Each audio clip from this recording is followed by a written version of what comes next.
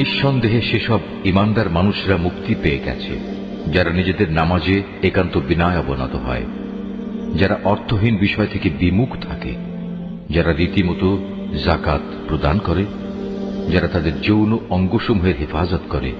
তবে নিজেদের স্ত্রী কিংবা নিজেদের অধিকারভুক্ত দাসীদের ওপর এই বিধান প্রযোজ্য নয়। এখানে হেফাজত না করার জন্য তারা কিছুতেই নিন্দনীয় হবে না। অতঃপর এ বিধিবদ্ধ উপায় ছাড়া যদি কেউ অন্য কোনো পন্থায় যৌন কামনা চরিতার্থ করতে চায়, তাহলে তারা সীমা লঙ্ঘনকারী বলে বিবেচিত হবে।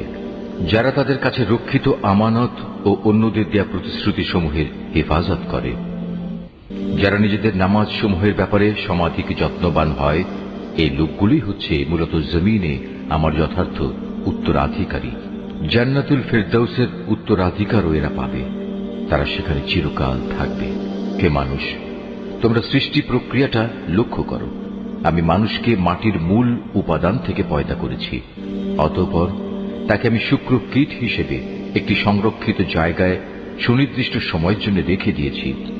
এরপর এই শুক্রবিন্দুকে আমি এক ফোঁটা জমাট রক্তে পরিণত করি, অতঃপর এই জমাট রক্তকে মাংসপিণ্ডে পরিণত করি। কিছুদিন পর এই পিণ্ডকে অস্থি পাঁজরে পরিণত করি।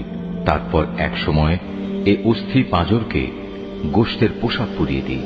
অতঃপর বানানোর প্রক্রিয়া শেষ করে আমি তাকে সম্পূর্ণ ভিন্ন এক সৃষ্টি তথা মানুষ রূপে পয়দা করি। আল্লাহ তাআলা কত উত্তম সৃষ্টিকর্তা, কত নিপুণ তার সৃষ্টি। একটি সুনির্দিষ্ট সময় দুনিয়ায় কাটিয়ে এরপর আবার তোমরা মৃত হয়ে যাও। তারপর কিয়ামতের দিন তোমরা সবাই পুনরুত্থিত হবে। আমি তোমাদের উপর এ 7 আসমান বানিয়েছি এবং আমি আমার সৃষ্ট সম্পর্কে মোটেই উদাসীন নই। আমি আসমান থেকে পরিমাণ মতো পানি বর্ষণ করেছি এবং তা প্রয়োজন মতো জমিনে সংরক্ষণ করে রেখেছি। আবার এক সময় তা উড়িয়ে নিয়ে যাবার ব্যাপারেও আমি সম্পূর্ণ ক্ষমতাবান। তারপর জমিনে সংরক্ষিত সেই পানি দিয়ে তোমাদের জন্য খেজুর ও আঙুরের বাগান সৃষ্টি করি। তোমাদের জন্য তাতে প্রচুর ফল পাকড়াও উৎপাদিত হয়, আর তা থেকে তোমরা পর্যাপ্ত পরিমাণ আহারও গ্রহণ করো। আর জমিনে সংরক্ষিত পানি থেকে এক প্রকার গাছ সিনাই পাহাড়ের তেলের উপাদান নিয়ে জন্ম লাভ করে। খাদ্য গ্রহণকারীদের জন্য তা ব্যঞ্জন হিসেবেও ব্যবহৃত হয়। তোমাদের জন্য অবশ্যই চতুষ্পদ জন্তুর মাঝে প্রচুর শিক্ষণীয় বিষয় রয়েছে। তার পেটের ভেতরে যা কিছু আছে তা থেকে আমি তোমাদের দুধ পান করাই। এছাড়াও তোমাদের জন্য তাতে আরো অনেক উপকারিতা রয়েছে। তার গোশত থেকে তোমরা আহারও করো। আবার কিছু আছে তার উপর তোমরা বাহন হিসেবে সওয়ার হও। অবশ্য জলযানেও তোমাদের আরোহণ করানো হয়। অবশ্যই আমি নূহকে তার জাতির কাছে হেদায়েত নিয়ে পাঠিয়েছিলাম। সে তার জাতিকে বলেছিল, হে আমার জাতি, তোমরা ইবাদত করো একমাত্র আল্লাহ তাআলার। তিনি ছাড়া তোমাদের দ্বিতীয় কোনো মাবুদ নেই। তোমরা কি তাকে ভয় করবে না? তখন তার জাতির মোড়লরা, যারা তার আগে থেকে কুফরি করছিল, একথা শুনে অন্যদের বলল, এ ব্যক্তি তো তোমাদের মতো একজন মানুষ। আসলে এ ব্যক্তি তোমাদের উপর নেতৃত্ব করতে চায়। আল্লাহ তাআলা যদি নবী পাঠাতেই চাইতেন তাহলে ফেরেশতাদেরই নবী করে পাঠাতেন। আমরা তো এমন কোন কথা আমাদের পূর্বপুরুষদের জামানায়ও ঘটেছে বলে শুনিনি। মূলত এ মানুষটি এমন যার মধ্যে মনে হয় কিছু পাগলামি এসে গেছে। অতএব তোমরা তার কোনো কথাই কান দিও না, বরং এর ব্যাপারে কয়েকটা নির্দিষ্ট দিন পর্যন্ত অপেক্ষা করো, হয়তো সে এমনিই সেরে যাবে। একথা শুনে নূহ তার মালিকের কাছে দোয়া করল, হে আমার মালিক, এরা যেভাবে আমাকে মিথ্যা সাব্যস্ত করল, তুমি সেভাবেই তাদের মোকাবেলায় আমাকে সাহায্য করো। অতঃপর আমি তার কাছে ওহী পাঠালাম, তুমি আমার তত্ত্বাবধানে আমারই ওহী অনুযায়ী একটি নৌকা প্রস্তুত করো। তারপর যখন আমার আযাবের আদেশ আসবে এবং জমিনের চুল্লি প্লাবিত হয়ে যাবে, তখন সব কিছু থেকে এক এক জোড়া নৌকায় উঠিয়ে নাও। তোমার পরিবার পরিজনদের উঠিয়ে নেবে, তবে তাদের মধ্যে যার ব্যাপারে আল্লাহ তাআলা সিদ্ধান্ত এসে গেছে সে ছাড়া। দেখো, যারা জুলুম করেছে তাদের ব্যাপারে আমার কাছে কোনো আরজি পেশ করো না, কেননা মহাপ্লাবনে আজ তারা নিমজ্জিত হবেই। তারপর যখন তুমি এবং তোমার সাথীরা নৌকায় আরোহণ করবে, তখন শুধু বলবে, সমস্ত প্রশংসা আল্লাহ তাআলার জন্য, যিনি আমাদের একটি অত্যাচারী জাতি থেকে উদ্ধার করেছেন। তুমি নৌকায় উঠে বলো, হে আমার মালিক, তুমি আমাকে জমিনের কোথাও বরকতের সাথে নামিয়ে দাও। একমাত্র তুমিই পারো আমাকে শান্তির সাথে কোথাও নামিয়ে দিতে। নিঃসন্দেহে এ কাহিনীর মধ্যে আমার কুদরতের নিদর্শন রয়েছে।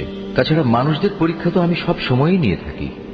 এদের পরে আমি আর এক জাতিকে পয়দা করেছিলাম, অতঃপর তাদেরই একজনকে তাদের কাছে নবী করে পাঠিয়েছি, যার দাওয়াত ছিল, হে আমার জাতি, তোমরা এক আল্লাহ তাআলারই ইবাদত করো, তিনি ছাড়া তোমাদের আর কোনো মাবুদ নেই। তোমরা নূহের জাতির ভয়াবহ আযাব দেখেও কি সাবধান হবে না? নবীর কথা শুনে তার জাতির নেতৃস্থানীয় লোকজন, যারা আল্লাহকে অস্বীকার করেছে, মিথ্যা সাব্যস্ত করেছে, পরকালে আল্লাহ তাআলার সাথে সাক্ষাতের বিষয়টিকে, সর্বোপরি যাদের আমি দুনিয়ার জীবনে প্রচুর ভোগ সামগ্রী দিয়ে রেখেছিলাম, তারা অন্য লোকদের বলল, এ ব্যক্তিটি তোমাদের মতো মানুষ ছাড়া অন্য কিছু নয়। তোমরা যা খাও সেও তা খায়, তোমরা যা কিছু পান করো সেও তা পান করে। এমত অবস্থায় তোমরা যদি তোমাদেরই মতো একজন মানুষকে নবী মনে করে তার কথা মেনে চলো, তাহলে তোমরা অবশ্যই ক্ষতিগ্রস্ত হবে। ব্যক্তিটি কি তোমাদের সাথে এই ওয়াদা করেছে যে তোমরা যখন মরে যাবে, যখন তোমরা মাটি ও হাড্ডিতে পরিণত হয়ে যাবে, তখন তোমাদের সবাইকে কবর থেকে আবার উঠিয়ে আনা হবে? আসলে এই যে বিষয়টি যা দিয়ে তোমাদের সাথে এ ওয়াদা করা হচ্ছে, এটা মানুষের বৈষয়িক বুদ্ধি থেকে অনেক দূরে এবং ধরা ছোঁয়ারও অনেক বাইরে। তারা বলল, কিসের আবার পুনরুত্থান? দুনিয়ার জীবনই তো হচ্ছে আমাদের একমাত্র জীবন। আমরা এখানে মরব, এখানেই বাঁচব, আমাদের কখনোই আবার পুনরুত্থিত করা হবে না। নবুয়তের দাবিদার এ ব্যক্তিটি হচ্ছে এমন এক মানুষ যে এসব কথা দ্বারা আল্লাহর উপর মিথ্যা অপবাদ দিচ্ছে। আমরা তার উপর ঈমান আনব না। এদের মিথ্যাচার দেখে সে নবী আল্লাহ তাআলার কাছে দোয়া চাইল এবং বলল, হে আমার মালিক, তুমি এদের মিথ্যার মোকাবেলায় আমাকে সাহায্য করো। আল্লাহ তাআলা বললেন, হ্যাঁ, তুমি ভেবো না, অচিরেই এরা নিজেদের কর্মকাণ্ডের জন্য অনুতপ্ত হবে। অতঃপর সত্যি সত্যি একদিন আমার এক মহাতাণ্ডব এসে তাদের উপর মরণ আঘাত হানল এবং আমি মুহূর্তের মধ্যে তাদের সবাইকে তরঙ্গ তাড়িত আবর্জনার স্তূপ সদৃশ্য বস্তুতে পরিণত করে দিলাম। অতঃপর সবাই বলে উঠল, আল্লাহর গজব নাজিল হোক জালিম সম্প্রদায়ের উপর। আমি তাদের ধ্বংসের পর আরো অনেক জাতিকেই সৃষ্টি করেছি। কোন জাতি তার দুনিয়ার বাঁচার নির্দিষ্ট কাল যেমন ত্বরান্বিত করতে পারেনি, তেমনি সময় এসে গেলে তা কেউ বিলম্বিত করতে পারেনি। অতঃপর দুনিয়ার জাতিসমূহের কাছে আমি একের পর এক রসুল পাঠিয়েছি। যখনই কোনো জাতির কাছে তার প্রতি পাঠানো আমার রসুল এসেছে, তখনই তাকে তারা মিথ্যাবাদী বলেছে। অতঃপর আমিও ধ্বংস করার জন্য তাদের এক একজনকে এক একজনের পেছনে ক্রমিক নম্বর লাগিয়ে দিয়েছি। এভাবেই আমি তাদের একদিন ইতিহাসের কাহিনীর বিষয়েও পরিণত করেছি। বিধ্বংস হোক সে জাতি যারা আল্লাহ তাআলার উপর ঈমান আনেনি। তারপর আমি এক সময় আমার আয়াতসমূহ ও সুস্পষ্ট দলিল প্রমাণ দিয়ে মুসা এবং তার ভাই হারুনকে পাঠিয়েছি। তাদের আমি পাঠিয়েছি ফেরাউন ও তার পারিষদদের কাছে, কিন্তু তারা তাদের মেনে নেয়ার বদলে অহংকার করল। তারা ছিল স্পষ্টত একটি নাফরমান জাতি। তারা বলতে লাগলো, আমরা কি এমন দুজন মানুষের উপর ঈমান আনব যারা আমাদের মতোই মানুষ, অপরদিকে তাদের জাতীয় হচ্ছে আমাদের সেবাদাস? তারা তাদের উভয়কে মিথ্যাবাদী বলল। ফল এই দাঁড়ালো, তারা ধ্বংসপ্রাপ্ত মানুষদের দলভুক্ত হয়ে গেল। আমি মুসাকে আমার কিতাব দান করেছি যেন লোকেরা তা থেকে হেদায়েত লাভ করতে পারে। এভাবেই আমি মারিয়াম পুত্র ঈসা ও তার মাকে আমার কুদরতের নিদর্শন বানিয়েছি এবং তাদের এক নিরাপদ ও প্রশ্রবণ বিশিষ্ট উচ্চ ভূমিতে আমি আশ্রয় দিয়েছি। হে আমার রাসূলরা, তোমরা পাক পবিত্র জিনিসসমূহ খাও, হামেশা নেক আমল করো, কেননা তোমরা যা কিছু করো সে সম্পর্কে আমি সবিশেষ অবহিত আছি।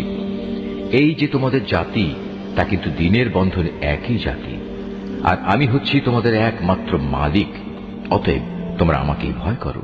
কিন্তু লোকেরা নিজেদের মাঝে এ মৌলিক বিষয়টাকে বহুধা বিভক্ত করে দিয়েছে, আর প্রত্যেক দলের কাছে যা কিছু আছে তা নিয়েই তারা পরিতুষ্ট। অতএব হে নবী, তুমি তাদের একটা সুনির্দিষ্ট সময়ের জন্য নিজ নিজ বিভ্রান্তিতে পড়ে থাকার জন্য ছেড়ে দাও। তারা কি এটা ধরে নিয়েছে আমি তাদের যে ধন সম্পদ ও সন্তান সন্ততি দিয়ে সাহায্য করছি এবং তার অর্থ এই যে আমি সব সময় তাদের জন্য সকল প্রকার কল্যাণ ত্বরান্বিত করে যাব? না, আসলে তা নয়। কিন্তু এরা তো সে সম্পর্কে কিছুই বোঝে না। যারা নিজেদের মালিকের ভয়ে সদা ভীত সন্ত্রস্ত থাকে, যারা তাদের মালিকের নাজিল করা আয়াতসমূহের উপর ঈমান আনে, যারা তাদের মালিকের মালিকানার সাথে অন্য কাউকে শরীক করে না, যারা তার পথে যা কিছু দিতে পারে মুক্ত হস্তে দান করে, তারপরেও তাদের মন ভীত কম্পিত থাকে। তাদের একদিন তাদের মালিকের কাছে ফিরে যেতে হবে। সত্যিকার অর্থে এরাই হচ্ছে সেসব মানুষ যারা নেকির কাজে সদা তৎপর, উপরন্তু তারা সবার চাইতে অগ্রগামীও। আমি কারো উপরই তার সাধ্যাত্মিক বোঝা চাপাই না। প্রত্যেক মানুষের আমল সংক্রান্ত একটি গ্রন্থ আমার কাছে সংরক্ষিত আছে, যা তাদের অবস্থা ঠিক ঠিক বলে দেবে। আর এ ব্যবস্থাপনায় তাদের উপর কোনো জুলুম করা হবে না, বরং তাদের অন্তর এ বিষয়ে আঁধারে আচ্ছন্ন হয়ে আছে। এছাড়াও তাদের জীবনে আরো বহুতর খারাপ কাজ আছে যা তারা সব সময় করে থাকে। এরা এসব কাজ থেকে কখনো ফিরে আসে না, যতক্ষণ না আমি তাদের ঐশ্বর্যশীল লোকদের শাস্তি দ্বারা আঘাত করি। তখন তারা সাথে সাথেই আর্তনাদ করে ওঠে। তখন বলা হবে, আজ আর আর্তনাদ করো না, তোমাদের আমার পক্ষ থেকে কোনো সাহায্য করা হবে না। যখন আমার আয়াতসমূহ তোমাদের সামনে পড়ে পড়ে শোনানো হতো, তখন তোমরা আমার নবীদের আওয়াজ শোনা মাত্রই উল্টো দিকে সরে পড়তে নেহায়েত দম্ভ পরে নিজেদের মজলিসে গিয়ে অর্থহীন গল্পগুজব জুড়ে দিতে। এরা এই কালাম কোরআনের উপর কি চিন্তা ভাবনা করে না? কিংবা তাদের কাছে নতুন কিছু একটা এসেছে যা তাদের বাপ দাদাদের কাছে আসেনি? অথবা তারা কি তাদের রসুলকে চিনতে পারেনি যে জন্যে তারা তাকে অস্বীকার করছে? কিংবা তারা কি একথা বলে তার সাথে কোন রকম পাগলামি রয়েছে? বরং আসল কথা হচ্ছে, রসুল তাদের কাছে সত্য নিয়ে হাজির হয়েছে এবং তাদের অধিকাংশ লোকই এ সত্যকে অপছন্দ করে। যদি এমন হতো সত্য তাদের ইচ্ছা আকাঙ্ক্ষার অনুগামী হয়ে যেত, তাহলে আসমান সমূহ ও জমিন এবং আরো যা কিছু এই উভয়ের মাঝে আছে তার গোটা ব্যবস্থাপনা কবেই ভেঙে বিশৃঙ্খল হয়ে পড়ত। পক্ষান্তরে আমি তাদের কাছে তাদের নিজেদের কাহিনী নিয়ে এসেছি, কিন্তু আশ্চর্য, তারা এখন তাদের নিজেদের কথাবার্তা থেকেই মুখ ফিরিয়ে নিচ্ছে। হে নবী, তবে কি এরা মনে করে তুমি এদের কাছে দিন পৌঁছানোর জন্য কোন রকম পারিশ্রমিক দাবি করছো? অথচ তোমার মালিকের দেয়া পারিশ্রমিক এদের পার্থিব পারিশ্রমিকের তুলনায় অনেক উৎকৃষ্ট, আর তিনি তো হচ্ছেন সর্বোত্তম রিজিক দাতা। তুমি তো তাদের সঠিক পথের দিকেই আহ্বান করছো। অবশ্য যারা আখিরাতের উপর ঈমান আনে না, তারাই কেবল হেদায়েতের সঠিক পথ থেকে বিচ্যুত হয়ে যাচ্ছে। আজ যদি আমি এদের উপর দয়া করি এবং যে বিপদ মুসিবত তাদের উপর আপতিত হয়েছে তা যদি দূর করে দিই, তাহলেও এরা নিজেদের নাফরমানিতে শক্তভাবে বিভ্রান্ত হয়ে পড়বে। আমি এদের কঠোর আযাব দ্বারা পাকড়াও করলাম, তারপরও এরা নিজেদের মালিকের প্রতি নত হল না এবং কখনো এরা কাতর প্রার্থনাটুকু পর্যন্ত আমার কাছে পেশ করল না। অতঃপর যখন সত্যি আমি এদের উপর কঠোর আযাবের দুয়ার খুলে দেব, তখন তুমি দেখবে এরা হতাশ হয়ে পড়ছে। হে মানুষ, তিনি আল্লাহ তাআলা, যিনি তোমাদের শোনার জন্য কান, দেখার জন্য চোখ ও চিন্তা গবেষণা করার জন্য একটি মন দিয়েছেন। কিন্তু তারা এসব দানের শুকর খুব অল্পই আদায় করে। তিনি তোমাদের সৃষ্টি করে জমিনে তোমাদের বংশ বিস্তার করে চারিদিকে ছড়িয়ে রেখেছেন। একদিন তোমাদের সবাইকে আবার তার কাছেই একত্রিত করা হবে। তিনি তোমাদের জীবন দান করেন, তিনি তোমাদের মৃত্যু ঘটান। রাত দিনের আবর্তনও তাঁর ইচ্ছায় সংঘটিত হয়। এত সব কিছু দেখেও তোমরা কি সত্য অনুধাবন করবে না? নবীদের সামনে এরাও কিন্তু সে ধরনের অর্থহীন কথাই বলে, যেমনি করে তাদের আগের লোকেরা বলেছে। তারা বলেছিল, আমরা যখন মরে যাব, আমরা যখন মাটি ও হাড্ডিতে পরিণত হয়ে যাব, তখন কি আমরা পুনরুত্থিত হব? তারা বলে, আসলে এভাবেই আমাদের ও আমাদের পূর্ববর্তী লোকদের পুনরুত্থানের ওয়াদা দিয়ে আসা হচ্ছে, মৃত্যুর পর আবার জীবন লাভের। এ কথাগুলো অতীতের দিনের উপকথা ব্যতীত আর কিছুই নয়। হে নবী, এদের জিজ্ঞেস করো, যদি তোমরা জানো তাহলে বলো, এ জমিনে এবং এখানে যা কিছু সৃষ্টি আছে তা কার মালিকানাধীন? ওরা বলবে, হ্যাঁ, সবকিছুই আল্লাহর। তুমি বলো, এর পরেও তোমরা কি চিন্তা ভাবনা করবে না? তুমি এদের আরো জিজ্ঞেস করো, এ সাত আসমান ও মহান আরশের অধিপতি কে? ওরা জবাব দেবে, এ সবকিছুই আল্লাহর। তুমি বলো, তারপরও তোমরা কি আল্লাহকে ভয় করবে না? তুমি আবারও জিজ্ঞেস করো, যদি তোমরা সত্যি সত্যি জানো তাহলে বলো, কার হাতে রয়েছে আসমান জমিন সবকিছুর একক কর্তৃত্ব? হ্যাঁ, তিনি যাকে ইচ্ছা তাকেই পানাহ দেন, কিন্তু তার বিরুদ্ধে কেউ কাউকে পানাহ দিতে পারে না। ওরা আবারও সাথে সাথে বলবে, হ্যাঁ, মহান আল্লাহ তাআলার। তুমি বলো, এ সত্ত্বেও তোমরা কেমন করে বিভ্রান্ত হচ্ছ? আসলে আমি তো সত্য কথা এদের কাছে পৌঁছে দিয়েছিলাম, কিন্তু এরা সবাই মিথ্যাবাদী। আল্লাহ তাআলা কাউকেই সন্তান হিসেবে গ্রহণ করেননি, না তার সাথে অন্য কোনো মাবুদ রয়েছে। যদি তার সাথে অন্য কোনো মাবুদ থাকতো, তাহলে প্রত্যেক মাবুদ নিজ নিজ সৃষ্টি নিয়ে আলাদা হয়ে যেত, এবং এ মাবুদরা একে অন্যের উপর প্রাধান্য বিস্তার করতে চাইত। এরা যা কিছু আল্লাহ তাআলা সম্পর্কে বলে, তিনি তার থেকে অনেক পবিত্র ও মহান। উপস্থিত অনুপস্থিত সব কিছুর সম্মুখ ওয়াকেফাল তিনি। সুতরাং এরা আল্লাহ তাআলার সাথে অন্যদের যেভাবে শরীক করে, তিনি তার চাইতে অনেক পবিত্র। হে নবী, তুমি বলো, হে আমার মালিক, যে আযাবের ওয়াদা এ কাফেরদের সাথে করা হচ্ছে, তা যদি তুমি আমাকে দেখাতেই চাও, তাহলে হে আমার মালিক, তুমি আমাকে জালেম সম্প্রদায়ের মধ্যে শামিল করে এ আযাব প্রত্যক্ষ করায়ও না। হে নবী, আমি তাদের কাছে যে আযাবের ওয়াদা করেছি তা অবশ্যই তোমাকে দেখাতে সক্ষম। হে নবী, তারা তোমার সাথে কোনো খারাপ ব্যবহার করলে তুমি এমন পন্থায় তা দূর করার চেষ্টা করো যা হবে নিতান্ত উত্তম পন্থা। আমি তো ভালো করেই জানি ওরা তোমার ব্যাপারে কি বলে। সে ব্যাপারে উদ্বিগ্ন না হয়ে তুমি বরং বলো, হে আমার মালিক, শয়তানদের যাবতীয় ওয়াসওয়াসা থেকে আমি তোমার পানাহ চাই।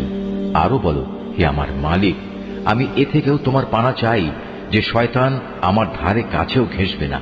এমনকি এ অবস্থায় যখন এদের কারো মৃত্যু এসে হাজির হবে, তখন সে বলবে, হে আমার মালিক, তুমি আমাকে আরেকবার পৃথিবীতে ফেরত পাঠাও, যাতে করে সেখানে গিয়ে এমন কিছু নেক কাজ আমি করে আসতে পারি যা আমি আগে ছেড়ে এসেছি। তখন বলা হবে, না, তা কখনো হবার নয়। মূলত সেটা হচ্ছে এক অসম্ভব কথা, যা সে শুধু বলার জন্যই বলবে। এই মৃত ব্যক্তিদের সামনে একটি যবনিকা তাদের আড়াল করে রাখবে সেদিন পর্যন্ত, যেদিন তারা কবর থেকে পুনরুত্থিত হবে। অতঃপর যেদিন সিঙায় ফু দেয়া হবে, সেদিন মানুষ এমনই দিশেহারা হয়ে পড়বে যে তাদের মধ্যে আত্মীয়তার বন্ধন বলতে কিছুই অবশিষ্ট থাকবে না। না তারা একজন আরেকজনকে কিছু একটা জিজ্ঞেস করতে যাবে।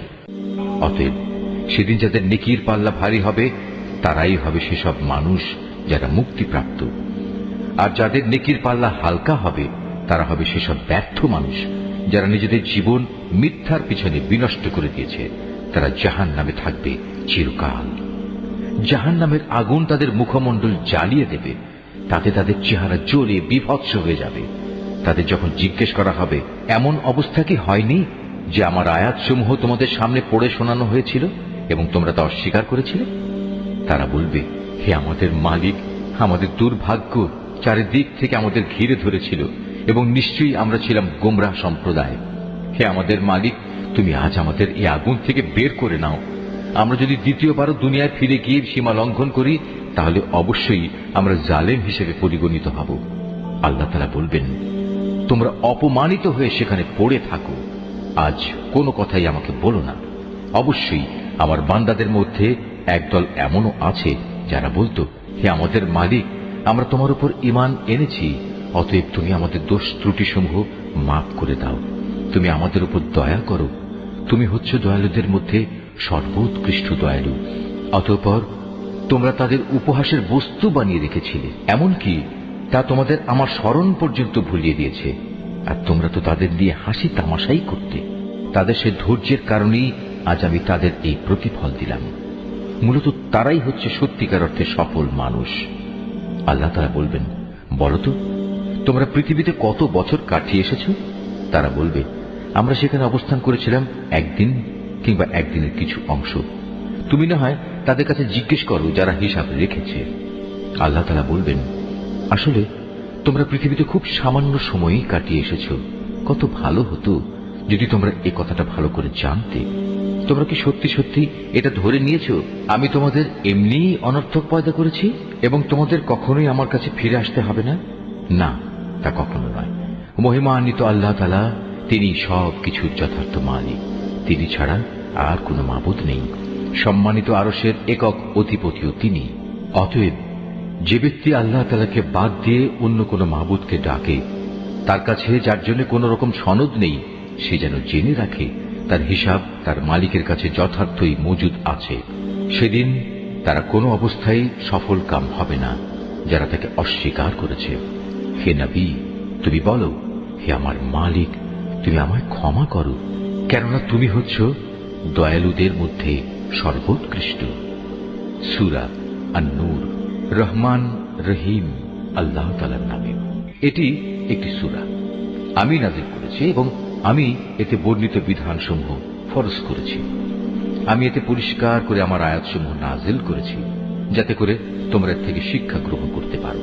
এই বিধানসমূহের একটি হচ্ছে ব্যভিচারিণী নারী ও ব্যভিচারী পুরুষ সংক্রান্ত বিধানটি। এদের ব্যাপারে আদেশ হচ্ছে তাদের প্রত্যেককে তোমরা 100টি করে বেত্রাঘাত করবে। আল্লাহর দ্বীনের আদেশ প্রয়োগের ব্যাপারে ওদের প্রতি কোন রকম দয়া যেন তোমাদের মনে না আসে। যদি তোমরা আল্লাহ তাআলা ও পরকালের উপর ঈমান এনে থাকো, তাহলে মুমিনদের একটি দল যেন তাদের এই শাস্তি প্রত্যক্ষ করার জন্য সেখানে মজুদ থাকে। আল্লাহর হুকুম হচ্ছে ব্যভিচারী পুরুষ কেবলমাত্র ব্যভিচারিণী মহিলাকেই বিয়ে করবে, কিংবা বিয়ে করবে কোনো মুশরিক নারীকে। ব্যভিচারিণী মহিলা কেবলমাত্র ব্যভিচারী পুরুষকেই বিয়ে করবে, কিংবা বিয়ে করবে কোনো মুশরিক পুরুষকে। সাধারণ মোমেনদের জন্য এই বিয়েকে হারাম করা হয়েছে। অপরদিকে যারা খামাখা সতী সাধ্বী নারীদের উপর ব্যভিচারের অপবাদ আরোপ করবে এবং এর সপক্ষে 4 জন সাক্ষী হাজির করতে পারবে না, তাদের 80টি বেত্রাঘাত করবে এবং ভবিষ্যতে আর কখনো তাদের সাক্ষ্য গ্রহণ করবে না, কেননা এরা হচ্ছে নিকৃষ্ট গুনাহগার। অবশ্য যেসব ব্যক্তি এ অন্যায়ের পর তওবা করে এবং নিজেদের শুধরে নেয়, তাদের কথা আলাদা। আল্লাহ তাআলা অবশ্যই ক্ষমাশীল ও বড় দয়ালু। আর যারা নিজেদের স্ত্রীদের উপর ব্যভিচারের অপবাদ আরোপ করে অথচ নিজেরা ছাড়া তাদের কাছে অপবাদের পক্ষে অন্য কোনো সাক্ষ্য মজুদ থাকে না, তবে এটাই তাদের সাক্ষ্য যে তারা আল্লাহর নামে 4 বার শপথ করে বলবে, অবশ্যই এ অভিযোগের ব্যাপারে সে সত্যবাদী। এরপর 5ম বার শপথ করার সময় বলবে, মিথ্যাবাদীর উপর যেন আল্লাহ তাআলার গজব নাজিল হয়। কোন স্ত্রীর উপর থেকেও এভাবে আনিত অভিযোগের শাস্তি রহিত করা হবে যদি সেও 4 বার আল্লাহর নামে কসম করে বলে এ পুরুষ ব্যক্তিটি হচ্ছে আসলেই মিথ্যাবাদী।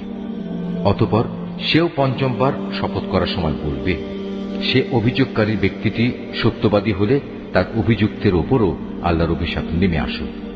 হে মুমিনরা, যদি তোমাদের উপর আল্লাহ তাআলার অনুগ্রহ ও তাঁর দয়া না থাকত, তাহলে তোমরা এসব নীতিমালা থেকে মাহরুম থেকে যেতে। অবশ্যই আল্লাহ তাআলা হচ্ছেন মহান তওবা গ্রহণকারী এবং প্রবল প্রজ্ঞাময়। যারা এই নবী পরিবার সম্পর্কে মিথ্যা অপবাদ নিয়ে এসেছে, তারা তো ছিল তোমাদের একটি ক্ষুদ্র দল। এই বিষয়টি তোমরা তোমাদের জন্য খারাপ ভেবো না, বরং তা হবে তোমাদের জন্য একান্ত কল্যাণকর। এদের মধ্যে প্রতিটি ব্যক্তি যে যতটুকু গুনাহ করেছে সে ততটুকুই তার ফল পাবে। আর তাদের মধ্যে যে সবচেয়ে বেশি এ কাজে অংশগ্রহণ করেছে তার জন্য আযাবও বেশি রয়েছে। যদি এই মিথ্যা ঘটনাটি শোনার পর মোমেন পুরুষ ও মোমেন নারীরা নিজেদের ব্যাপারে একটা ভালো ধারণা পোষণ করত, কত ভালো হতো যদি তারা একথা বলতো, এটা হচ্ছে এক নির্জল অপবাদ মাত্র। যারা অপবাদ রটালো তারাই বা কেন এ ব্যাপারে 4 জন সাক্ষী হাজির করল না?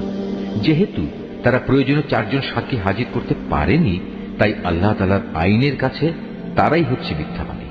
হে মুমিনরা, যদি দুনিয়া ও আখিরাতে তোমাদের উপর আল্লাহ তাআলার দয়া ও অনুগ্রহ না থাকত, তাহলে একজন নবী পত্নীর যে বিষয়টি তোমরা চর্চা করছিলে তার জন্য একটি বড় ধরনের আযাব এসে তোমাদের স্পর্শ করত। তোমরা এই মিথ্যাকে নিজেদের মুখে মুখে প্রচার করছিলে, নিজেদের মুখ দিয়ে এমন সব কথা বলে যাচ্ছিলে যে ব্যাপারে তোমাদের কোনো কিছু জানা ছিল না। তোমরা একে একটি তুচ্ছ বিষয় মনে করছিলে, কিন্তু তা ছিল আল্লাহ তাআলার কাছে একটি গুরুতর বিষয়। তোমরা যখন ব্যাপারটা শুনলে তখন সাথে সাথে কেন বললে না, আমাদের এটা মোটেই সাজে না যে আমরা এই ব্যাপারে কোনো কথা বলবো? আল্লাহ তাআলা অনেক পবিত্র, অনেক মহান। সত্যি এ ছিল এক গুরুতর অপবাদ। আল্লাহ তাআলা তোমাদের উপদেশ দিচ্ছেন, তোমরা যদি সত্যি মোমেন হও তাহলে কখনো এরূপ আচরণের পুনরাবৃত্তি করো না। আল্লাহ তাআলা তার আয়াতসমূহ স্পষ্ট করে তোমাদের সামনে বিবৃত করেন এবং আল্লাহ তাআলা সব কিছু জানেন, তিনি বিজ্ঞ কুশলী। যারা মোমেনদের মাঝে মিছে অপবাদ রটনা করে, অশ্লীলতার প্রসার কামনা করে, তাদের জন্য রয়েছে দুনিয়া ও আখিরাতে মর্মন্তুদ শাস্তি। আল্লাহ তাআলা সব কিছু জানেন, তোমরা কিছুই জানো না। হে মোমেনরা, যদি তোমাদের উপর আল্লাহ তাআলার দয়া ও অনুগ্রহ না থাকত, তাহলে একটা বড় ধরনের বিপর্যয় ঘটে যেত। অবশ্যই আল্লাহ তাআলা বড়ই দয়ালু ও স্নেহপ্রবণ। হে মানুষ, তোমরা যারা ঈমান এনেছ, তারা কখনো শয়তানের পদাঙ্ক অনুসরণ করো না। তোমাদের মধ্যে যে কেউই শয়তানের পদাঙ্ক অনুসরণ করে, সে যেন জেনে রাখে সে অভিশপ্ত শয়তান তো তাকে অশ্লীলতা ও মন্দ কাজেরই আদেশ দেবে। যদি তোমাদের উপর আল্লাহ তাআলার দয়া ও অনুগ্রহ না থাকত, তাহলে তোমাদের মধ্যে কেউই কখনো পাক পবিত্র হতে পারত না। কিন্তু আল্লাহ তাআলা যাকে চান তাকে পবিত্র করেন, এবং আল্লাহ তাআলা সবকিছু শোনেন, তিনি সবকিছু জানেন। তোমাদের মধ্যে যারা দ্বীনি মর্যাদা ও পার্থিব ঐশ্বর্যের অধিকারী, তারা যেন কখনো এ মর্মে শপথ না করে যে তারা তাদের গরিব আত্মীয় স্বজন, অভাবগ্রস্ত এবং যারা আল্লাহ তাআলার রাস্তায় হিজরত করেছে তাদের কোন রকম সাহায্য করবে না। বরং তাদের উচিত তারা যেন তাদের ক্ষমা করে দেয় এবং তাদের দোষ ত্রুটি উপেক্ষা করে। তোমরা কি এটা চাও না আল্লাহ তাআলা তোমাদের গুনাহ মাফ করে দিন? আল্লাহ তাআলা ক্ষমাশীল ও পরম দয়ালু। যারা সতী সাধ্বী নারীদের প্রতি ব্যভিচারের অপবাদ আরোপ করে, যারা এই অপবাদের ব্যাপারে কোনো খবরই রাখে না, সর্বোপরি যারা ঈমানদার, তাদের প্রতি অপবাদ আরোপকারী এসব মানুষদের জন্য দুনিয়া ও আখিরাতের উভয় স্থানেই অভিশাপ দেয়া হয়েছে। উপরন্তু তাদের জন্য রয়েছে কঠোর আযাব।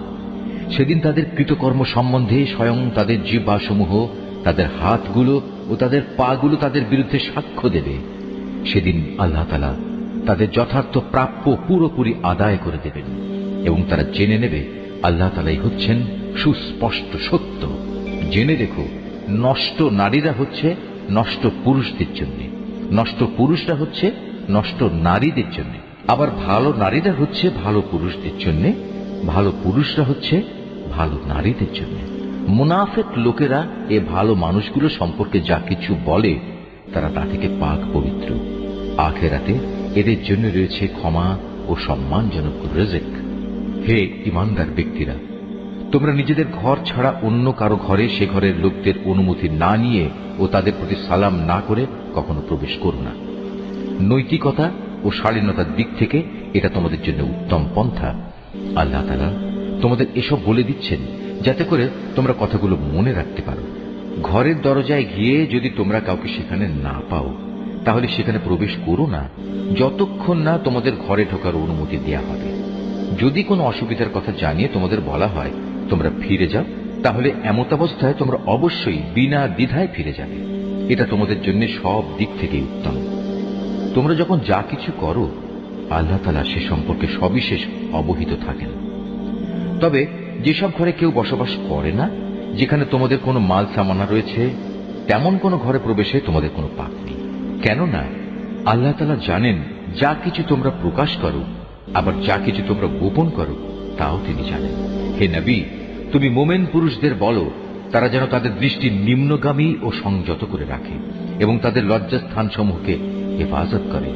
এটাই হচ্ছে তাদের জন্য উত্তম পন্থা। কেননা তারা নিজেদের চোখ ও লজ্জাস্থান দিয়ে যা করে, আল্লাহ তাআলা সে সম্পর্কে পূর্ণাঙ্গভাবে অবহিত রয়েছেন। হে নবী, একইভাবে তুমি মোমেন নারীদেরও বলো তারা যেন তাদের দৃষ্টি নিম্নগামী করে রাখে এবং নিজেদের লজ্জাস্থানসমূহের হেফাজত করে। তারা যেন তাদের সৌন্দর্য প্রদর্শন করে না বেড়ায়, তবে তার শরীরের যে অংশ এমনিই খোলা থাকে সেসব অংশের কথা আলাদা। তারা যেন তাদের বক্ষদেশ মাথার কাপড় দ্বারা আবৃত করে রাখে। তারা যেন তাদের স্বামী, তাদের পিতা, তাদের শ্বশুর, তাদের ছেলে, তাদের স্বামীর আগের ঘরের ছেলে, তাদের ভাই, তাদের ভাইয়ের ছেলে, তাদের বোনের ছেলে, তাদের সচরাচর মেলামেশার মহিলা, নিজেদের অধিকারভুক্ত সেবিকা দাসী, নিজেদের অধীনস্থ এমন পুরুষ যাদের মহিলাদের কাছ থেকে কোনো কিছুই কামনা করার নেই, কিংবা এমন শিশু যারা এখনো মহিলাদের গোপন অঙ্গ সম্পর্কে কিছুই জানে না, এসব মানুষ ছাড়া তারা যেন অন্য কারো সামনে নিজেদের সৌন্দর্য প্রকাশ না করে। চলার সময় জমিনের ওপর তারা যেন এমন ভাবে নিজেদের পা না রাখে যে সৌন্দর্য তারা গোপন করে রেখেছিল তা পায়ের আওয়াজে লোকদের কাছে জানাজানি হয়ে যায়। হে ঈমানদার ব্যক্তিরা, ত্রুটি বিচ্যুতির জন্য তোমরা সবাই আল্লাহর দরবারে তওবা করো। আশা করা যায় তোমরা নাজাত পেয়ে যাবে। তোমাদের মধ্যে যাদের স্ত্রী নেই, তোমরা তাদের বিয়ের ব্যবস্থা করো। একইভাবে তোমাদের দাস দাসীদের মধ্যে যারা ভালো মানুষ, তাদেরও বিয়ে শাদীর ব্যবস্থা করো। যদি তারা অভাবী ও দুশ্চিন্তাগ্রস্ত হয়, তাহলে আল্লাহ তাআলা অচিরেই তাঁর অনুগ্রহ দিয়ে তাদের অভাব মুক্ত করে দেবেন। আল্লাহ তাআলা প্রাচুর্যময় ও সর্বজ্ঞ। যাদের বিয়ে করে ব্যয়ভার বহন করার সামর্থ্য নেই, আল্লাহ তাআলা তাদের নিজ অনুগ্রহে অভাব মুক্ত না করা পর্যন্ত তারা যেন সংযম অবলম্বন করে। তোমাদের অধিকারভুক্ত দাস দাসীদের ভেতর যারা মুক্তির কোন অগ্রিম লিখিত চুক্তি লিখিয়ে নিতে চায়, তোমরা তাদের তা লিখে দাও। যদি তোমরা তাদের এ চুক্তির মধ্যে কোনো ভালো সম্ভাবনা বুঝতে পারো, তাহলে আল্লাহ তাআলা তোমাদের যে সম্পদ দান করেছেন তা থেকে তাদের মুক্তির সময় মুক্ত হস্তে দান করবে। তোমাদের অধীনস্থ দাসীদের যারা সতীসাধ্যী থাকতে চায়, নিছক পার্থিব ধন সম্পদের আশায় কখনো তাদের ব্যভিচারের জন্য বাধ্য করো না। যদি তোমাদের কেউ তাদের এ ব্যাপারে বাধ্য করে, তাহলে তারা যেন আল্লাহ তাআলার কাছে ক্ষমা প্রার্থনা করে, কারণ তাদের এ বাধ্য করার পরেও তওবাকারীদের প্রতি আল্লাহ তাআলা হামেশাই ক্ষমাশীল ও পরম দয়ালু। হে মুমিনরা, আমি তোমাদের কাছে সুস্পষ্ট আয়াতসমূহ নাজিল করেছি, আরো উদাহরণ হিসেবে পেশ করেছি তোমাদের আগের মানুষদের ঘটনাগুলো। পরহেজগার লোকদের জন্য তা ছিল শিক্ষণীয় উপদেশ। আল্লাহ তাআলাই হচ্ছেন আসমান সমূহ ও জমিনের নূর। তাঁর এ নূরের উদাহরণ হচ্ছে তা যেমন একটি তাকের মতো, তাতে একটি প্রদীপ রাখা আছে। প্রদীপটি আবার স্থাপন করা হয়েছে স্বচ্ছ একটি কাঁচের আবরণের ভেতর। কাঁচের আবরণটি হচ্ছে উজ্জ্বল একটি তারার মতো। তা প্রজ্বলিত করা হয় পবিত্র জৈতুন গাছ নিঃসৃত তেল দ্বারা, যা শুধু পূর্ব দিকের সূর্যের আলো থেকেই আলোকপ্রাপ্ত নয়, পশ্চিম দিকের সূর্যের আলোকপ্রাপ্তও নয়, বরং এটি সব সময়ই প্রজ্বলিত থাকে। আবার এর তেল এত পরিষ্কার, দেখলে মনে হয় তা বুঝে নিজে নিজেই জ্বলে উঠবে, যদি আগুন তাকে ততক্ষণে স্পর্শ না করে থাকে। আর যদি আগুন স্পর্শ করেই ফেলে, তাহলে তা হবে নূরের উপর নূর। আল্লাহ তাআলা তার অদৃশ্য নূরের দিকে যাকে চান তাকেই হেদায়েত দান করেন। আল্লাহ তাআলা এভাবে মানুষদের বোঝানোর জন্য নানা উপমা পেশ করে থাকেন। আল্লাহ তাআলা প্রত্যেক বিষয় সম্পর্কেই সম্যক অবগত আছেন। এসব ব্যক্তিদের সে ঘরসমূহে পাওয়া যাবে যার মধ্যে আল্লাহ তাআলার সম্মান মর্যাদা উন্নীত করা এবং তাতে তার নিজের পবিত্র নাম স্মরণ করার জন্য সবাইকে আদেশ দিয়েছেন। সেসব জায়গাসমূহে সকাল সন্ধ্যা এরা আল্লাহ তাআলার পবিত্রতা ও মহিমা ঘোষণা করে। তারা এমন লোক, ব্যবসা বাণিজ্য তাদের কখনো আল্লাহ তাআলা থেকে গাফিল করে দেয় না। না বেচাকেনা তাদের আল্লাহ তাআলা স্মরণ, নামাজ প্রতিষ্ঠা ও যাকাত আদায় করা থেকে গাফিল রাখতে পারে। তারা সেদিনকে ভয় করে যেদিন তাদের অন্তর ও দৃষ্টিশক্তি ভীত বিহ্বল হয়ে পড়বে। যারা নেক কাজ করে আল্লাহ তাআলা তাদের যথার্থ উত্তম পুরস্কার দেবেন। তিনি তার অনুগ্রহে তাদের যা পাওনা তার চাইতে বেশি দান করবেন। মূলত আল্লাহ তাআলা যাকে চান তাকে অপরিমিত রিজিক দান করেন। অপরদিকে যারা আল্লাহ তাআলাকে অস্বীকার করে, তাদের দৈনন্দিন কার্যকলাপ হচ্ছে একটি প্রতারণার মতো, যেমন মরুভূমিতে মরীচিকা। পিপাসার্ত মানুষ দূরে থেকে তাকে পানি বলে মনে করল, পরে যখন সে তার কাছে এলো তখন সেখানে পানির মতো কিছুই সে পেল না। এভাবে প্রতারণা ও মরীচিকার জীবন শেষ হয়ে গেলে সে শুধু আল্লাহ তাআলাকে তার পাশে পাবে। অতঃপর তিনি তার পাওনা পূর্ণ মাত্রায় আদায় করে দেবেন। নিঃসন্দেহে আল্লাহ তাআলা তড়িৎ হিসাব গ্রহণে সক্ষম। কিংবা তাদের কর্মকাণ্ডের উদাহরণ হচ্ছে একটি অতল সমুদ্রের অভ্যন্তরস্থ গভীর অন্ধকারের মতো। অতঃপর তাকে একটি বিশাল আকারের ঢেউ এসে ঢেকে আরো অন্ধকার করে দিল। তার উপর আরো একটি ঢেউ এলো, তার উপর ছেয়ে গেল কিছু ঘন কালো মেঘ। এক অন্ধকারের উপর এলো আর এক অন্ধকার।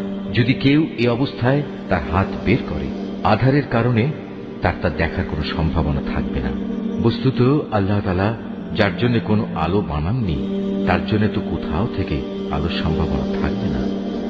হে মানুষ, তুমি কি চিন্তা ভাবনা করে দেখোনি যত সৃষ্টি আসমান সমূহ পৃথিবীতে আছে তারা সবাই আল্লাহর পবিত্রতা ও মহিমা ঘোষণা করে।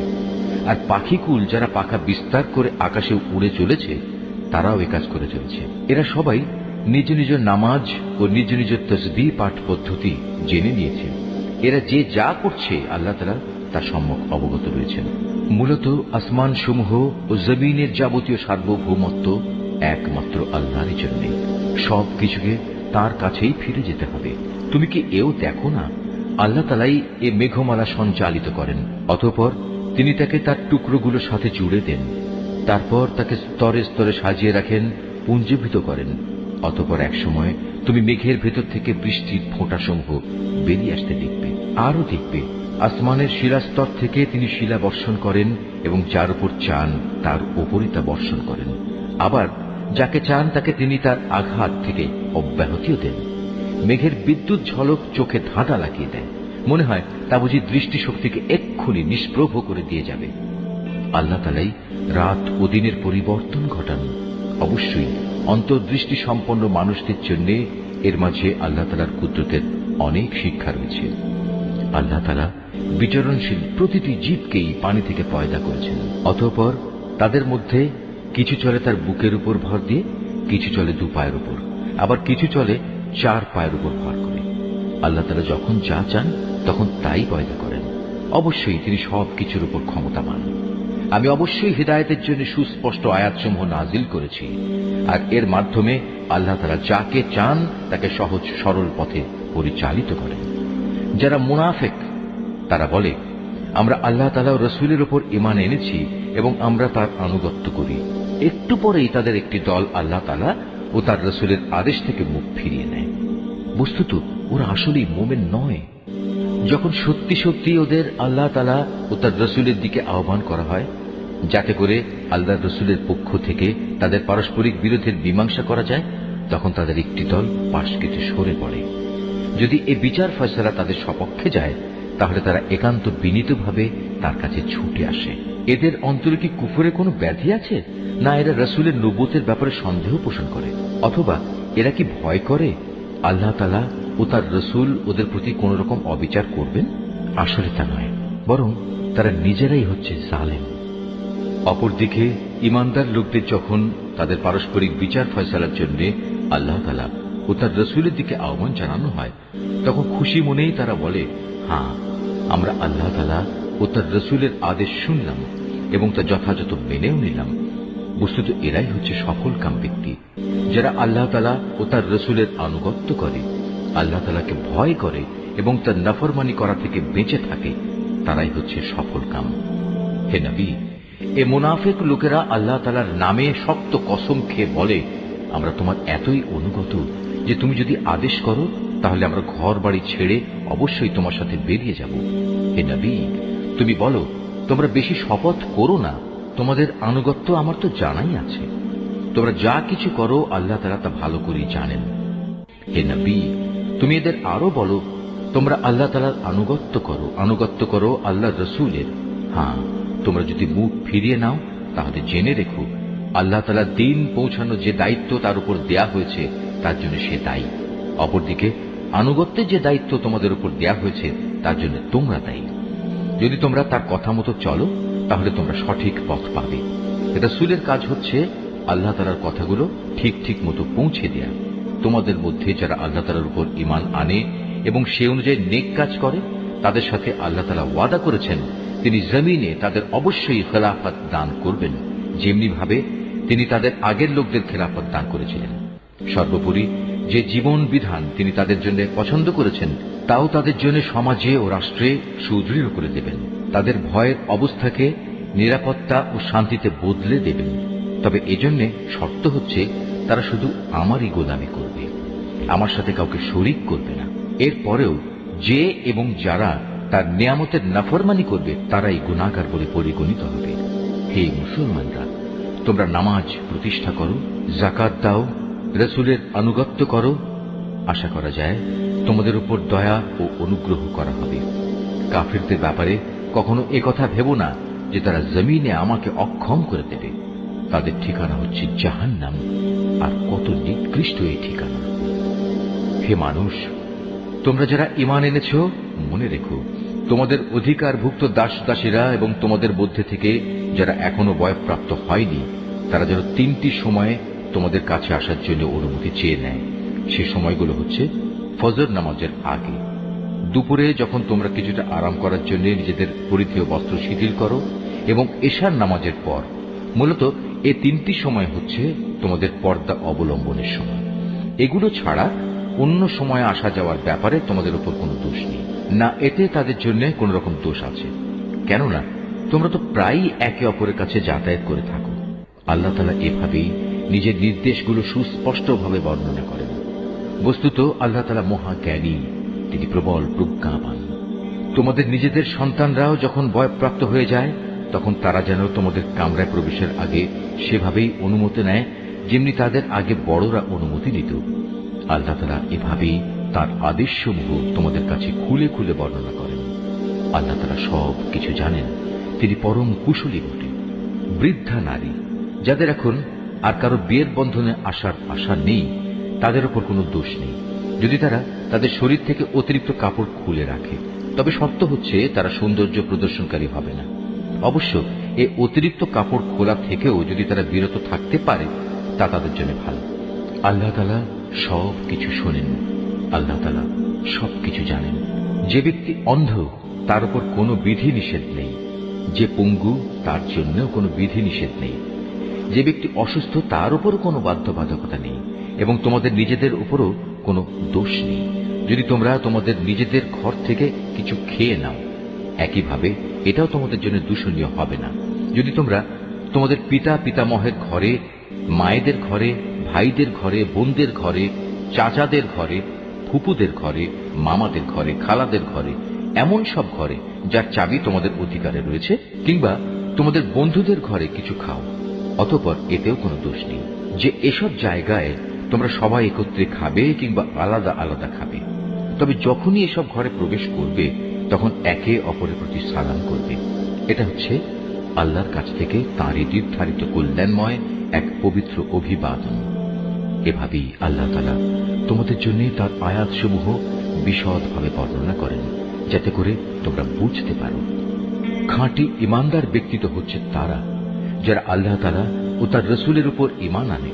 কখনো যদি তারা কোনো সমষ্টিগত ব্যাপারে তার সাথে একত্রিত হয়, তাহলে যতক্ষণ তারা তার কাছ থেকে অনুমতি চাইবে না, ততক্ষণ তারা সেখান থেকে কেউ সরে যাবে না। হে নবী, যারা আল্লাহ তাআলা ও তার রসুলের উপর বিশ্বাস করে যদি তারা কখনো তাদের নিজেদের কোনো কাজে বাইরে যাবার জন্য তোমার কাছে অনুমতি চায়, তাহলে তুমি যাকে ইচ্ছা তাকে অনুমতি দিও এবং আল্লাহ তাআলার কাছে এদের গুনাহ মাফের জন্য দোয়া করো। অবশ্যই আল্লাহ তাআলা ক্ষমাশীল ও পরম দয়ালু। হে মুসলমানরা, যখন নবী তোমাদের ডাকে তখন তার ডাককে পারস্পরিক ডাকের মতো মনে করো না। আল্লাহ তাআলা সেসব লোকদের ভালো করেই জানেন যারা নিজেদের আড়াল করে নবীর সামনে থেকে নানা অজুহাতে সরে যায়। সুতরাং যারা তার আদেশের বিরুদ্ধাচরণ করে তাদের এ ব্যাপারে ভয় করা উচিত। তাদের উপর এ বিরুদ্ধাচরণের জন্য এ দুনিয়ায় কোনো বিপর্যয় এসে পড়বে কিংবা পরকালে কোনো কঠিন আযাব এসে তাদের গ্রাস করে নেবে। হে মানুষ, তোমরা জেনে রেখো, আসমান সমূহ ও জমিনে যা কিছু আছে তা সবই আল্লাহ তাআলার জন্য নিবেদিত। তোমরা যে অবস্থার উপর আছো আল্লাহ তাআলা তা ভালো করেই জানেন। যেদিন মানুষ সবাই তাঁর দিকেই প্রত্যাবর্তিত হবে, সেদিন তিনি তাদের সব কিছুই জানিয়ে দেবেন, যা কিছু তারা দুনিয়ায় করত। আল্লাহ তাআলা সব বিষয়ই ওয়াকিবহাল। কত মহান তিনি, যিনি তাঁর বান্দার উপর সত্য মিথ্যার মাঝে পার্থক্যকারী এই ফুরকান নাজিল করেছেন, যাতে করে সে ব্যক্তি এর দ্বারা সৃষ্টিকুলের জন্য সতর্ককারী হতে পারে। তিনি এমন সত্তা, তার জন্য রয়েছে আসমান সমূহ ও জমিনের সার্বভৌমত্ব। তিনি কখনো কাউকে নিজের সন্তান বলে গ্রহণ করেননি, না তার এ সার্বভৌমত্বে অন্য কারো কোনো শরিকানা আছে। তিনি প্রতিটি বস্তু পয়দা করেছেন এবং তিনি তার সৃষ্টির জন্য আলাদা আলাদা পরিমাপ নির্ধারণ করেছেন। এ সত্ত্বেও এ মুশরিক লোকেরা তাকে বাদ দিয়ে এমন কিছুকে মাবুদ বানিয়ে নিয়েছে যারা কিছুই সৃষ্টি করতে পারে না, বরং তাদেরই সৃষ্টি করা হয়েছে। সত্য কথা হচ্ছে, তারা যেমন নিজেরা নিজেদের ক্ষতি করতে সক্ষম নয়, তেমনি নিজেরা নিজেদের কোনো উপকারও করতে সক্ষম নয়। তারা কাউকে মৃত্যু দিতে পারে না, কাউকে জীবনও দিতে পারে না, তেমনি পারে না কেউ একবার মরে গেলে তাকে পুনরায় উঠিয়ে আনতে। যারা আল্লাহ তাআলাকে অবিশ্বাস করে তারা এই কোরআন সম্পর্কে বলে, এ তো মিথ্যা ছাড়ার কিছুই নয়, যা এ ব্যক্তি নিজে থেকে বানিয়ে নিয়েছে এবং অন্য জাতির লোকেরা তাকে এই ব্যাপারে সাহায্য করেছে। মূলত এসব কথা বলে এরা এক জঘন্য জুলুম ও নির্জলা মিথ্যা নিয়ে হাজির হয়েছে। তারা বলে, এ কোরআন হচ্ছে সেকালের উপকথা, যা এ ব্যক্তি লিখিয়ে নিয়েছে এবং সকাল সন্ধ্যায় তার সামনে এগুলো পড়া হয়। হে নবী, তুমি এদের বলো, এ কোরআন তিনিই নাজিল করেছেন যিনি আকাশসমূহ ও জমিনের সমুদয় রহস্য জানেন। তিনি অত্যন্ত ক্ষমাশীল ও পরম দয়ালু। ওরা বলে, এ আবার কেমন ধরনের রসুল যে আমাদের মতো করে খাবার খায় এবং আমাদের মতোই হাটে বাজারে চলাফেরা করে? কেন তার কাছে কোনো ফেরেশতা নাজিল করা হলো না যে তার সাথে আযাবের সতর্ককারী হয়ে থাকতো? কিংবা গায়েব থেকে তার কাছে কোনো ধনভাণ্ডার এসে পড়ল না কেন? অথবা কমপক্ষে তার কাছে একটি বাগানই না হয় থাকতো যা থেকে সে খাবার সংগ্রহ করে খেত? এ জালেম লোকেরা মুসলমানদের আরো বলে, তোমরা তো আসলে একজন জাদুগ্রস্ত ব্যক্তির অনুসরণ করছো। হে নবী, চেয়ে দেখো ওরা তোমার সম্পর্কে কি ধরনের কথা বানাচ্ছে। এরা আসলে গোমরা হয়ে গেছে, কখনো তারা আর সঠিক পথ পাবে না। হে নবী, তুমি এদের বলো, আল্লাহ তাআলা এমন এক মহান সত্তা যিনি ইচ্ছা করলে তোমাদের একটি বাগান কেন, তার চাইতে উৎকৃষ্ট বাগান সমূহ দান করতে পারেন, যার নিম্ন দেশে অমীয় ঝর্ণাধারা প্রবাহিত হবে। এছাড়াও তিনি তোমাদের দিতে পারেন সুরম্য প্রাসাদ সমূহ। এরা কিয়ামতের দিনকে অস্বীকার করে, আর যারাই কিয়ামত অস্বীকার করে তাদের জন্য আমি জাহান্নামে জ্বলন্ত আগুন প্রস্তুত করে রেখেছি। তারা যখন দূর থেকে তাদের মতো অন্যান্য জাহান্নামীদের দেখবে, তখন তারা স্পষ্টত তার গর্জন ও চিৎকার শুনতে পাবে। অতঃপর যখন তাদের হস্তপদ শৃঙ্খলিত অবস্থায় জাহান্নামের কোন সংকীর্ণ স্থানে ফেলে দেয়া হবে, তখন সেখানে তারা শুধু মৃত্যুর ধ্বংসকেই ডাকতে থাকবে। তাদের তখন বলা হবে, আজ তোমরা ধ্বংস হওয়াকে একবারই শুধু দেখো না, বরং বহুবার ধ্বংসকে ডাকো। কোনো কিছুই আজ তোমাদের কাজে আসবে না। হে নবী, এদের তুমি বলো, এটা জাহান্নামের কঠোর আযাব শ্রেয় না সেই স্থায়ী জান্নাত যার ওয়াদা পরহেজগার লোকদের আগেই দিয়ে রাখা হয়েছে? এই জান্নাত হচ্ছে তাদের যথাযথ পুরস্কার ও চূড়ান্ত প্রত্যাবর্তনের স্থান। সেখানে তারা যা কিছু পেতে চাইবে তাই তাদের জন্য মজুদ থাকবে, তাও আবার থাকবে স্থায়ীভাবে। এ প্রতিশ্রুতি পালন তোমার মালিকের দায়িত্ব, যেদিন তিনি এ মুশরিক ব্যক্তিদের এবং তাদের মাবুদদের, যাদের এরা আল্লাহর বদলে ইবাদত করত, সবাইকে একত্রিত করবেন। অতঃপর তিনি সে মাবুদদের জিজ্ঞেস করবেন, তোমরাই কি আমার এ বান্দাদের গোমরাহ করেছ, না তারা নিজেরাই বিচ্যুত হয়ে গেছে? ওরা জবাবে বলবে, হে আল্লাহ তাআলা, তুমি পবিত্র, তুমি মহান। আমরা তো ছিলাম তোমারই বান্দা, তোমার বদলে অন্যকে অভিভাবক রূপে গ্রহণ করা আমাদের শোভনীয় ছিল না। তুমি তো এদের এবং এদের পিতৃপুরুষদের যথেষ্ট ভোগের সামগ্রী দিয়েছিলে। এগুলো পেয়ে তারা এমনকি তোমার কথাই ভুলে বসেছে, এবং এভাবেই তারা একটি ধ্বংসপ্রাপ্ত জাতিতে পরিণত হয়ে গেছে। আল্লাহ তাআলা বলবেন, তোমাদের মাবুদরা তো তোমাদের কথা মিথ্যা প্রতিপন্ন করল, অতএব এখন তোমরা আর আমার আযাব সরাতে পারবে না, না তোমরা আজ কারো সাহায্য পাবে। তোমাদের মধ্যে যদি কেউ আমার আনুগত্যের সীমা লঙ্ঘন করে, তাহলে তাকে আমি কঠোর আযাব আস্বাদন করাবো। হে নবী, তোমার আগে আমি আরো যত রসুল পাঠিয়েছি তারা মানুষের মতোই আহার করত, অন্য মানুষদের মতোই তারা হাটে বাজারে যেত। আসল কথা হচ্ছে, মানুষদের মধ্যে থেকে রসুল পাঠিয়ে আমি তোমাদের একজনকে আরেকজনের জন্য পরীক্ষার উপকরণ বানিয়েছি। এই পরীক্ষায় তোমরা কি ধৈর্য ধারণ করবে না? তোমার মালিক কিন্তু তোমাদের সব কিছুই দেখছেন।